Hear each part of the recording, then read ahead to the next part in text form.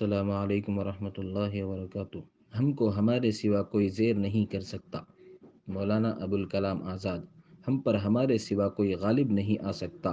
ہم ایمان اور استقامت سے مسلح ہو کر اتنے طاقتور ہیں کہ دنیا کا سب سے بڑا عرضی گھمنڈ بھی ہمیں شکست نہیں دے سکتا۔ لیکن اگر ہمارے اندر اعتقاد اور عمل کی ایک ادنا سی کمزوری اور خامی بھی پیدا ہو گئی تو ہم خود آپ ہی اپنے قاتل ہوں گے، اور ہم سے بڑھ کر دنیا میں اچانک بگڑ جانے والی کوئی چیز نہیں ہوگی۔ ہم کو کوئی گورنمنٹ شکست نہیں دے سکتی، لیکن ہماری غفلت ہمیں پیس ڈالے گی۔ ہم کو فوجیں پامال نہیں کر سکتی، لیکن ہمارے دل کی کمزوری ہمیں رون ڈالے گی۔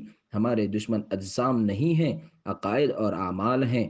اگر ہمارے اندر ڈر پیدا ہو گیا، شک و شبہ نے جگہ پالی، ایمان کی مضبوطی اور حق کا یقین ڈگمگا گیا، ہم قربانی سے جی چرانے لگے، ہم نے اپنی روح فریب نفس کے حوالے کر دی، ہمارے صبر اور برداشت میں فتور آ گیا، ہم انتظار سے تھک گئے، طلبگاری سے اکتا گئے، ہم نے نظم نہ رہا، ہم اپنی تحریک کے تمام دلوں اور قدموں کو ایک راہ پر لا سکے، ہم سخت سے سخت مشکلوں اور مصیبتوں میں بھی امن اور انتظام قائم نہ رکھ سکے، ہماری باہمی یگانگت کے رشتے میں کوئی گرہ پڑ گئی۔ اگر دل کے یقین اور قدم کے عمل میں ہم پکے اور پورے نہ نکلے تو پھر ہماری شکست، ہماری نامرادی، ہماری پامالی، ہمارے پس جانے، ہمارے نابود ہو جانے کے لیے نہ تو کسی گورنمنٹ کی طاقت کی ضرورت ہے، نہ اس کے جبر و تشدد کی۔ ہم خود ہی اپنا گلا کاٹ لیں گے، اور پھر ہماری نامرادی کی کہانی دنیا کی عبرت کے لیے دہرائی جائے گی۔ ہماری طاقت بیرونی سامان کی نہیں ہے کہ ہم انہیں کھو کر دوبارہ پالیں گے۔